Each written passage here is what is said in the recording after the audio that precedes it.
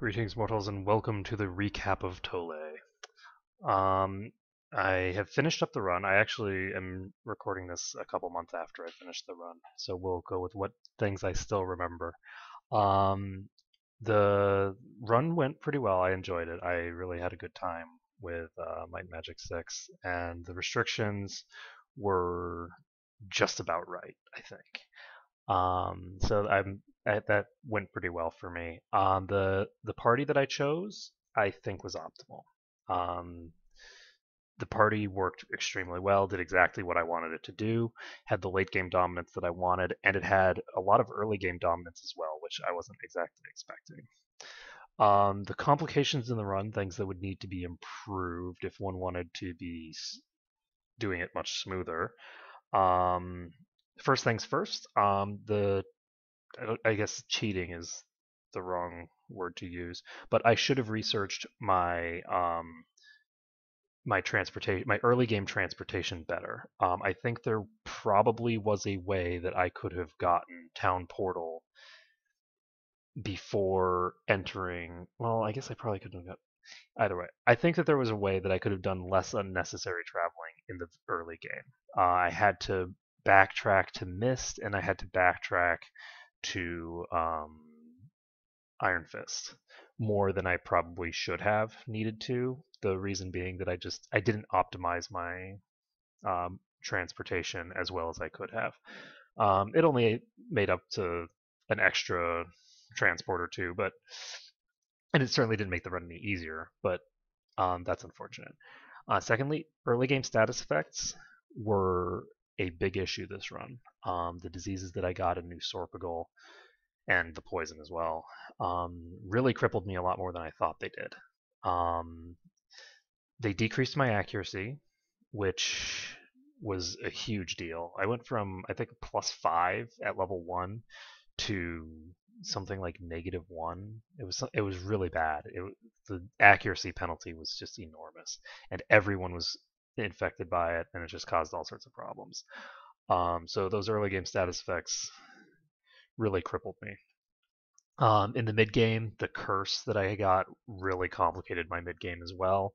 Cut my DPS by a lot and all that stuff. And the reason that I got cursed in the first place was because I had that disease and didn't notice that the character was cursed until it was too late.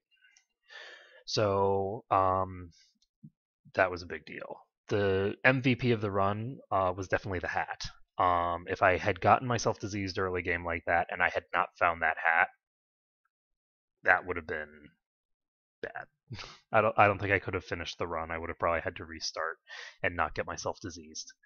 Luckily, the hat did make the difference that I needed it to, and that was good. But if I hadn't gotten myself diseased, I think that the entire run would have gone much smoother because the early game would have been faster.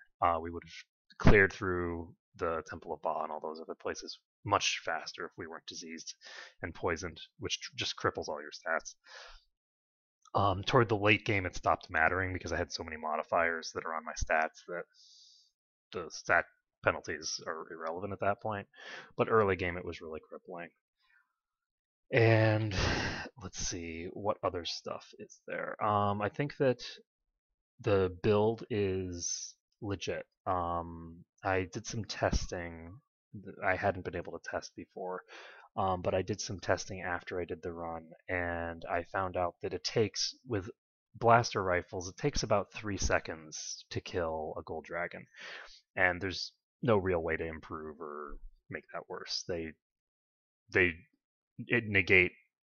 They don't use resistance to check, so there's no real variance in their damage because it takes so many shots to kill a dragon. It takes something like 70 shots or something like that to kill a dragon. So it takes about 3 seconds to kill a gold dragon. Based off of my calculation, it looks like like if you reach the recovery cap with a melee weapon, you're looking at about a 1 second recharge time, and end game against a gold dragon, you're doing about 100 damage per swing. That's after factoring in resistance. So on average, it should actually take about the same amount of time to kill a gold dragon with the melee build that I was going with in the absolute end game as it does with blaster rifles. But the key difference is that the melee build is actually regenerating life. And with the build, with the amount of damage that I just was talking about, that's actually you're regenerating 40% of that. So that's pretty huge. And that's with dual wield being broken. You can do substantially better than that if you implemented the patch to fix things.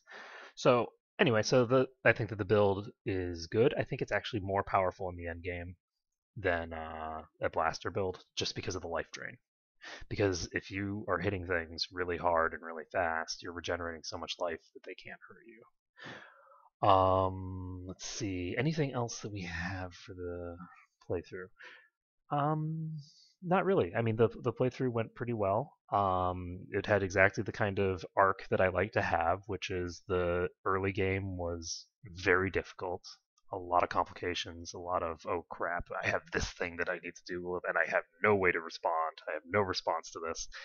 A lot of that in the early game, and then as I proceed into the end game, it gets easier and easier and easier until it reaches the point where I'm just a god amongst men. That's impossible to kill.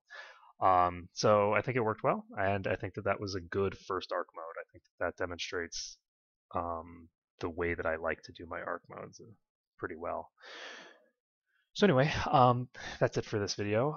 After this Saturday, instead of doing Might and Magic, because we're done with Might and Magic, we will be doing Kingdom Hearts instead. So Kingdom Hearts is our next arc mode. It's a relatively minor arc mode. I'm only preventing myself from using consumables and summons. So it's relatively minor. I will be allowing myself to use consumables to trigger stuff in the world because there's flowers that ask you to give them potions and things like that. There's one enemy that needs to be dealt with potions. I'll be using potions to kill that, things like that. Because you can't use a heal spell to cure it. It has to be done with potion. Anyway, so for those kinds of mechanical things, I will use it, but aside from that, not really.